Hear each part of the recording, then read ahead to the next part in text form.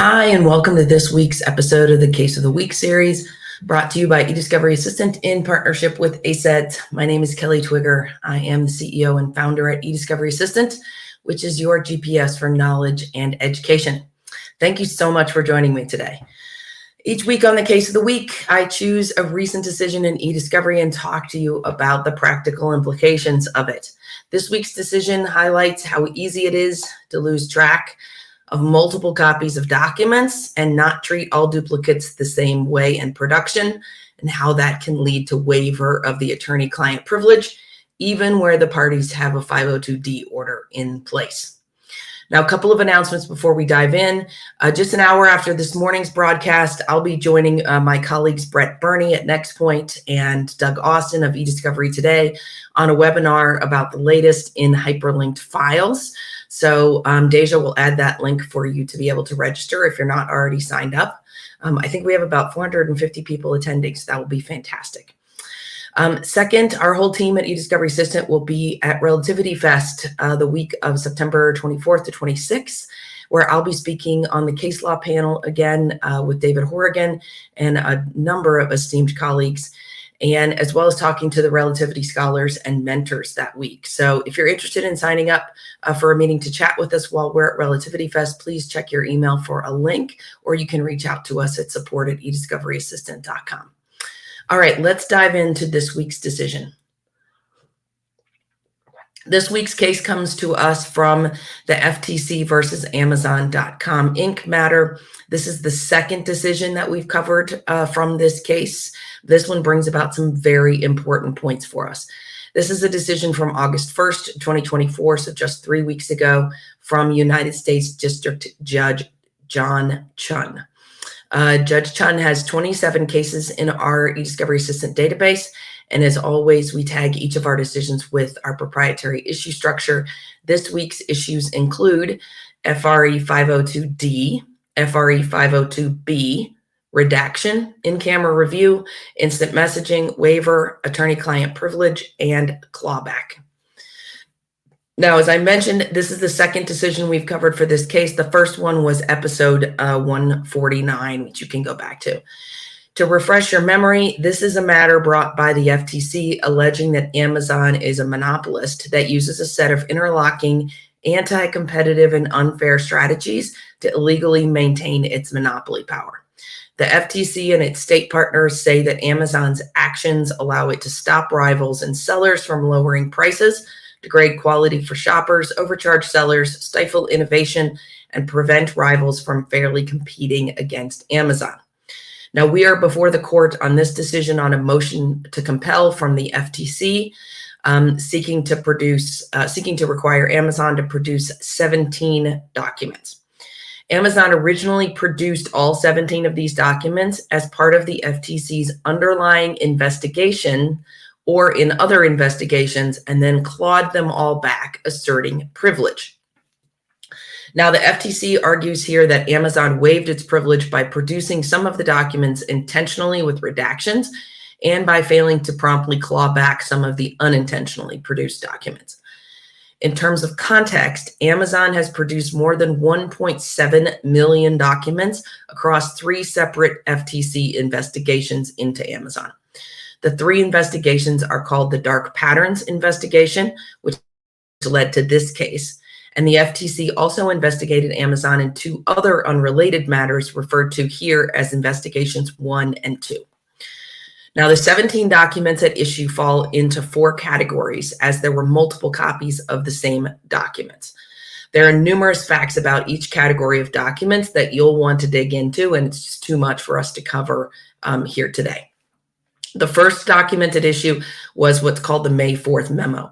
Amazon produced 2 redacted copies of the memo during investigations 1 and 2.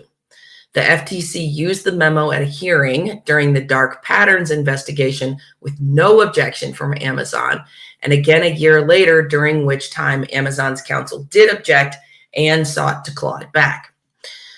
The second document or set of documents was the July 14th memo and presentation.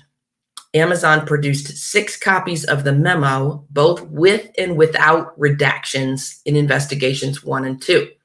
It then withheld the memo as privileged in the dark patterns investigation and then produced a redacted version in the dark patterns investigation.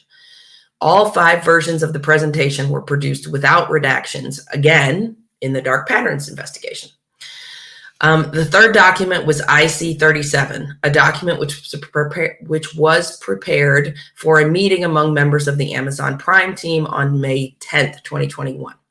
Now, Amazon produced IC-37 without redactions in investigation 1, clawed it back in the dark patterns investigation, and then produced a redacted version.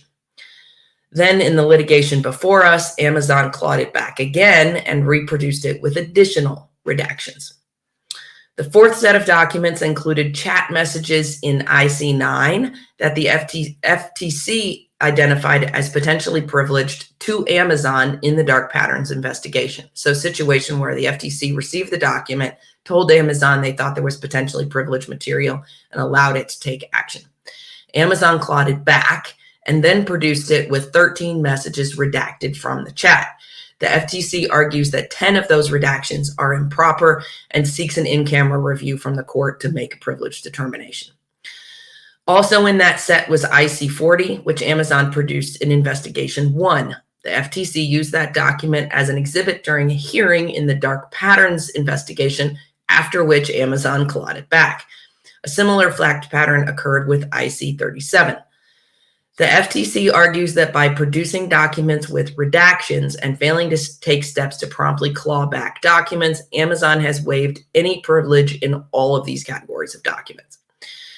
Now, also of note is that the parties did enter into an order under Federal Rule of Evidence 502D for the litigation, which provided that, quote, pursuant to Federal Rule of Evidence 502D, the production of any document, electronically stored information, or information, whether inadvertent or otherwise, in this proceeding shall not, for the purposes of this proceeding or any other federal or state proceeding, constitute a waiver by the producing party of any privilege applicable to those documents, including the attorney-client privilege, work product protection, or any other privilege or protection recognized by law. So that's the order that was entered into the litigation, and that's going to be important. So let's move to the court's analysis on these particular set of facts. So the court's analysis begins with the principle that waiver is the issue when determining whether a clawed back document is privileged, and that generally a party waives privilege by producing a document. It also notes that Amazon has the burden of demonstrating privilege as the party asserting it. The court looks first at the applicability of the FRE 502D order, under which the FTC argued that it only applied in the current litigation proceeding and not to the earlier investigations. And the court agrees with the FTC, stating that the 502D order applies only to, quote, documents produced in this lawsuit and not documents produced in the pre-suit investigation, close quote. That's pretty much a big blow to Amazon here, but it's important to note that language, and we'll talk about it in the takeaways. Now, neither party cited to case law as to whether or not 502D applied to pre-suit investigations, and the court looked to the definition of a proceeding in Black's Law Dictionary, noting that it does not apply to documents produced in the underlying investigation or to other proceedings. So with that issue out of the way, the court then looked at whether Amazon made reasonable efforts to rectify its production error under Rule 502B, which is now the applicable standard. That rule requires 3 steps to find no waiver. 1, Amazon's disclosures must be inadvertent. 2, Amazon must have taken reasonable steps to prevent the disclosure. And 3, Amazon promptly took reasonable steps to rectify the error. The court started first with whether the disclosures were inadvertent, and the court found that a party's having produced the documents with redaction is evidence of an intentional production. According to the court, quote, when a party makes a strategic decision that it later regrets, such as redacting a document rather than withholding it completely as privileged, it cannot later claim inadvertence to shield itself from the consequences of its own judgment call. Now, close quote. Looking at the facts demonstrating that Amazon produced documents multiple times with redactions, the court could not find that, quote, these disclosures were merely an accident, close quote, and that Amazon had waived privilege in the May 4th memo. As to the July 14th memo, the court found that even though the document was produced more than once, because it was produced without redactions, meaning there was no intentional decision to produce it in a redacted manner, it was not purposeful. And while the court does not say it, it was not inadvertent. So we've got May 4th memo as being waived because it was not an inadvertent production under Rule 502B. As to the July 14th memo and other documents, we now have to look at whether Amazon took reasonable steps to prevent the disclosure. The court looked at the process Amazon outlined and found that the process that Amazon used to review documents for responsiveness and privilege was sufficient to demonstrate that it took reasonable steps to prevent disclosure. So first two elements of 502B are met. But the court then turned to the final element of 502B, whether Amazon took prompt action to claw back IC31, IC40, and IC27. And based on the number of days that it took Amazon to claw those documents back, it found that Amazon had not met its burden to show that delays of 18 days, 49 days, and 21 days to claw back those documents were reasonable.